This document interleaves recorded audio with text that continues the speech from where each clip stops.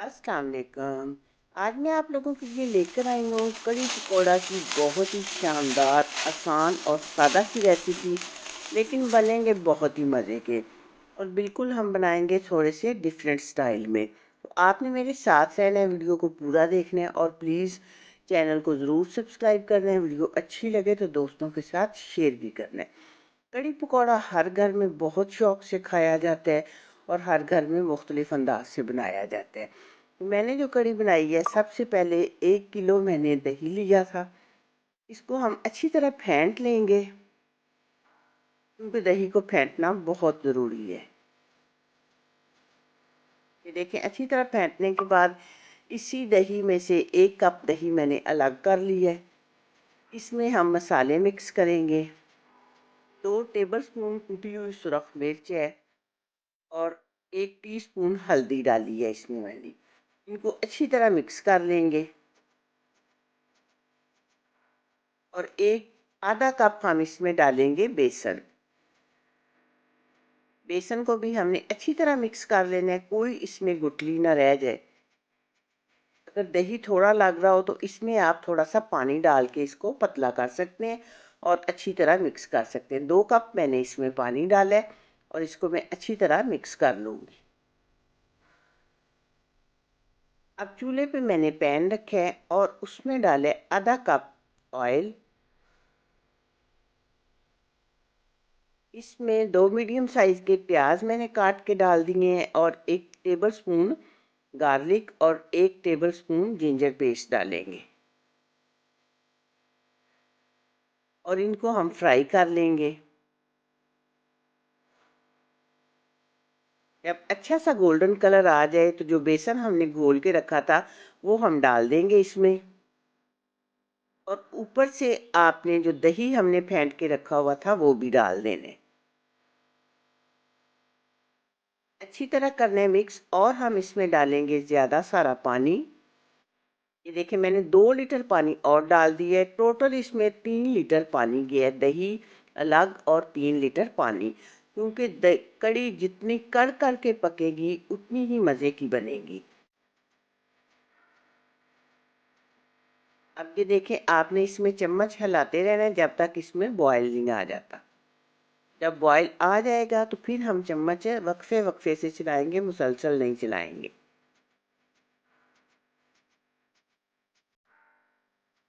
ये देखिए, अब इसमें बॉयल आना शुरू हो गया है। अब हम फ्लेम कर देंगे लो और इसको पकने देंगे। और चंद सब्ज़ मिर्चें मैंने इसमें डाल दी हैं। और जब कड़ी काफ़ी हद तक गाढ़ी हो गई है तो कसूरी मेथी भी डाली है और 1 टेबल स्पून नमक आप अपने टेस्ट के मुताबिक डाल लें।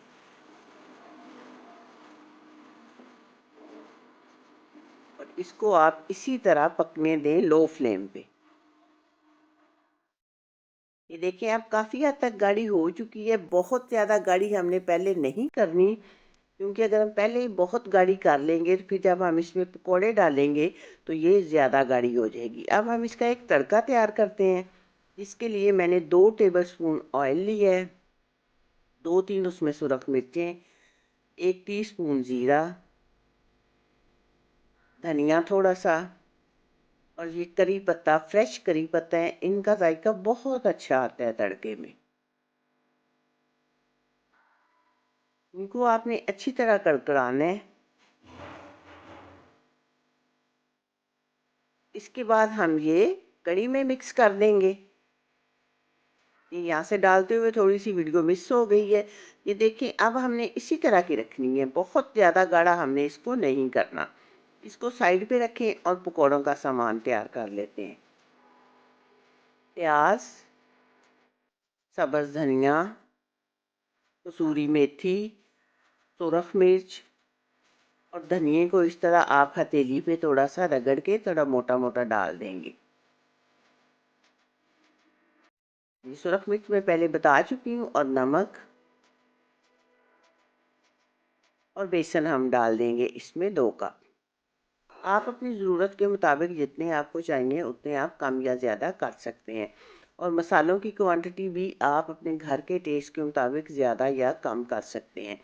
पहले पानी नहीं डालते जब पकौड़ों का बेसन घोल रहे होते हैं, पहले इस तरह सब्जियों में हाथों के साथ अच्छी तरह मिक्स करते हैं, फिर देखते हैं कि पानी की कितनी ज़रूरत है। थोड़ा थोड़ा पानी डालें इस तरह, और इसको हाथों के साथ अच्छी तरह मिक्स करें, ताकि सब्जियों का जो पानी निकल रहा है ना, वो निकल आए जब हम इस तरह बेसन घोल रहे हो तो। ये देखें, ये थोड़ा थोड़ा करके मैंने पानी डाला है, और इस तरह का बेसन मैंने ये बना लिया है। ना बहुत ज़्यादा पतला है और ना ही बहुत ज़्यादा ये गाढ़ा है। अब हम इसमें डालेंगे एक चुटकी मीठा सोडा। इसको मिक्स करेंगे हम, और जब भी मीठा सोडा किसी चीज़ में डालते हैं तो उसको थोड़ी देर रेस्ट ज़रूर देते हैं। बस ये कुछ 10 मिनट के लिए हम इसे रख देंगे, और 10 मिनट के बाद हम इसके पकोड़े तलना शुरू करेंगे। ये मैंने 1 टेबल स्पून आखिर में इसमें अनारदाना पाउडर डाला है। ऑयल मैंने गर्म होने के लिए रखा है। बहुत बड़े बड़े पकोड़े हम नहीं बनाएंगे, बस दरमियाने साइज़ के पकोड़े हम फटाफट से तल लेंगे, और जितने कढ़ाई में आसानी से आए उतने आपने पकोड़े डालने होते हैं।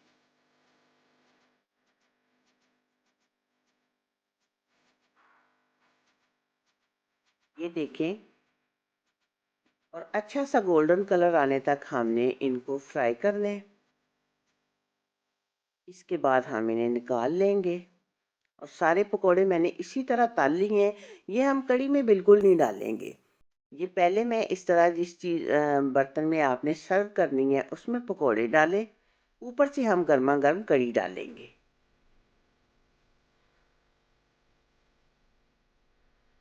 इस तरह बहुत ही मज़े के पकोड़े रहते हैं, ना बहुत ज़्यादा ढीले होते हैं और ना ही सख्त रहते हैं, बहुत मज़े के। अब ऊपर से आप इसको करी पत्ता के साथ गार्निश करें।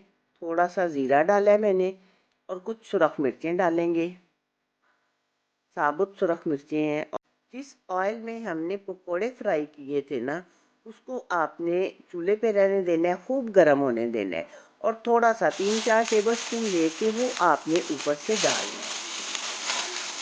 तो क्या होगा कि जो ये हमने फ्रेश मसाले डाले हैं, इनकी भी खुशबू आएगी, और ये ऑयल भी जो है ना ऊपर, ये भी बहुत अच्छा भी लगता है, और इसमें पकौड़ों का जायका होता है, और मज़ीद कढ़ी को मज़ेदार बना देते हैं। तो बहुत ही मज़ेदार कढ़ी होगी हमारी तैयार। यकीनन आपको पसंद आएगी। आपने मुझे इसका फीडबैक ज़रूर देना है कि मेरी ये वीडियो आपको कैसी लगी है। दुआ में याद रखिएगा। अल्लाह हाफिज़।